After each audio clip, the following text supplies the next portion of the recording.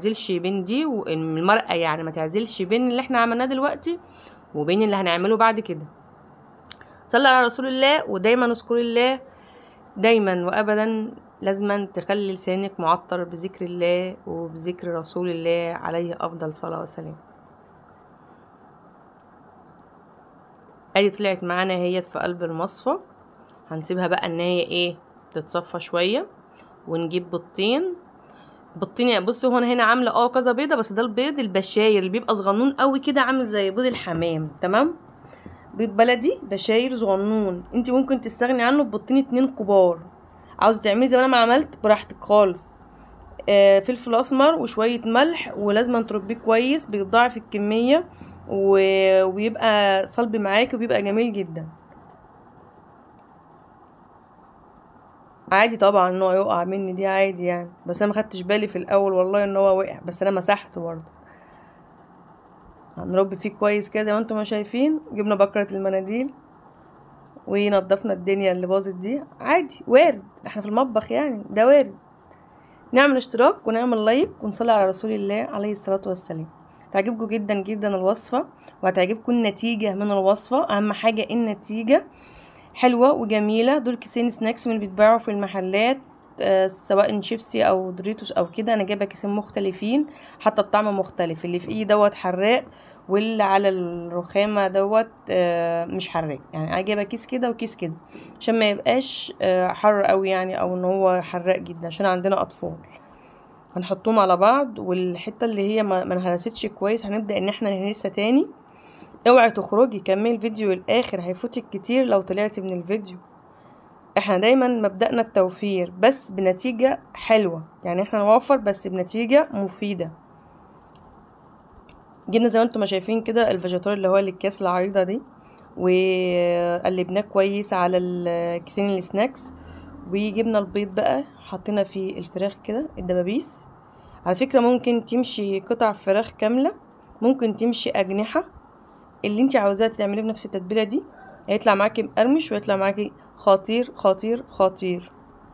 صلوا على سيدنا محمد. بعد ما حطيناها في الخلطة بتاعه الجافة، هنشيلها نحطها في السايلة تاني. وبعد ما نحطها في السايلة هنرجع نحطها في الجافة تاني.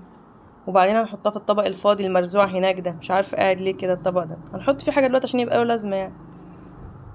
ايوه ايوه، ادينا رضينا الطبق عشان ما يزعلش مننا.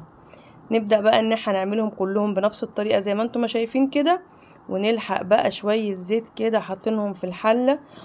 انا بعمل في حلة علشان الحلة بتوفر معاكي كمية الزيت، وما بتساعدش الزيت على الطيران السريع زي الطاسة او القلاية. القلاية بتبقى مفتوحة، فبتساعد ان الزيت يطير بسرعة، وكمنها بتبقى واسعة بتحط زيت كتير فيها. وطبعا انتوا عارفين الزيت اللي بيطلع مكان مش بينفع، فاحنا مش عاوزين نهدر زيت. الحته اللي عدت بتاع المحشي ديت بقى ايه، عدوها. احنا هنجيب لكم المحشي دلوقتي بكل تفاصيله. المحشي معايا جوه دلوقتي، هقول لكم بكل تفاصيله. ادي دبابيس الفراخ لما طلعت جميله روعه تحفه. الله على الريحه اللي انتم مش شامينها، بس هتشموها ان شاء الله لما تعملوها. وهتعملوا لي اشتراك وتعملوا لي لايك وتبعتوا لي تعليق حلو حبايب قلبي.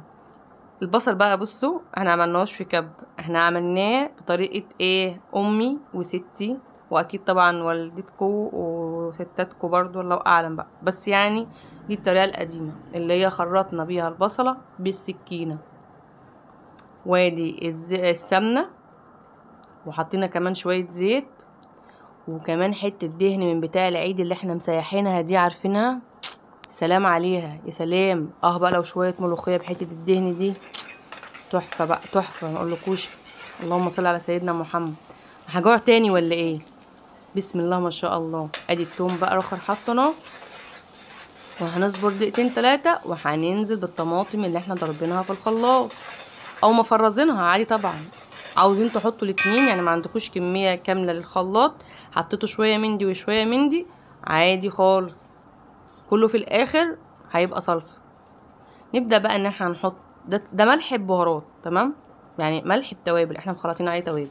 ودي مكعبات مرق الدجاج، النوع اللي بتحبيه حطيه، النوع اللي بيريحك حطيه.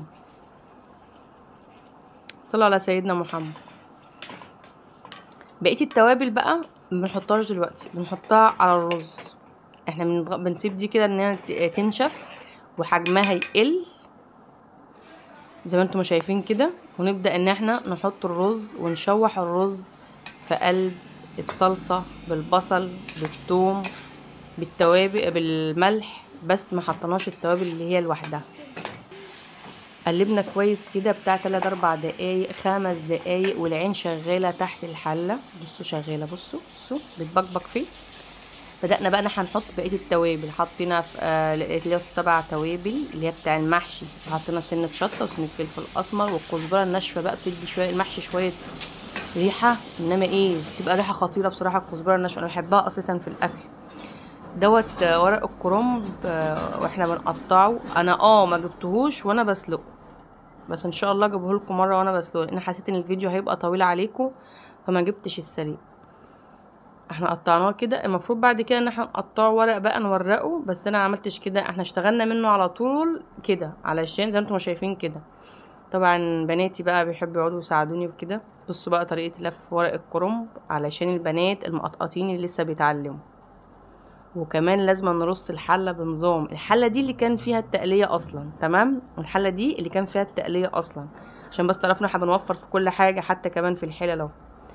فضينا الخلطه بتاع المحشي في الطبق البلاستيك اللي انتوا شايفينه ده، وبدأنا ان احنا نعمل في نفس الحله. هو تقريبا برضو الحته بتاعه الخضره كمان ما جاتش. احنا حطينا خضره على الرز. الخضره دي كانت شبت وكزبره، ما حطيناش بقدونس، شبت وكزبره. حطيناها على الخلطه وقلبناها كويس كويس كويس. يعني انا كنت نفسي ان انا ما اطولش عليكم الفيديو، بس ما انا ضاع مني الحتتين دول يعني في الفيديوهات. هنا بقى المرقه اللي احنا عملنا فيها الدبابيس، بدأنا ان احنا نزود بيها حله المحشي. وده قرن فلفل كده وزعناه على وش الحله زي ما انتم شايفين كده. وهنبدأ بقى ان احنا نحط الحله على البوتاجاز. الحله استوت.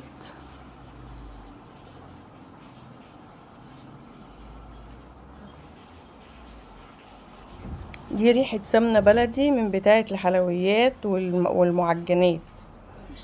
حطيناها كده على وش الحله وهي بتستوي. واستوت الحله الحمد لله. وجبناها صبرنا على ما بردت. لازم نصبر عليها لما تهدى الاول، عشان ايه اللي ما بتعرفش تقلب القلبه دي ما تاذيهاش في حاجه. اللهم صل على النبي، اللهم صل على النبي. شويه اكل بقى، شويه اكل بقى يستاهلوا بقكم بصراحه. حاجه جميله. المقرمشات دي فرحت العيال جدا، واحنا كمان كنا مبسوطين. ما شاء الله ما شاء الله ما شاء الله. يا رب احفظها نعمه لينا، او احفظها من الزوال يا رب. اشوفكم في فيديو جديد ان شاء الله. منوريني جدا في قناتي، واعملوا اشتراك واعملوا لايك.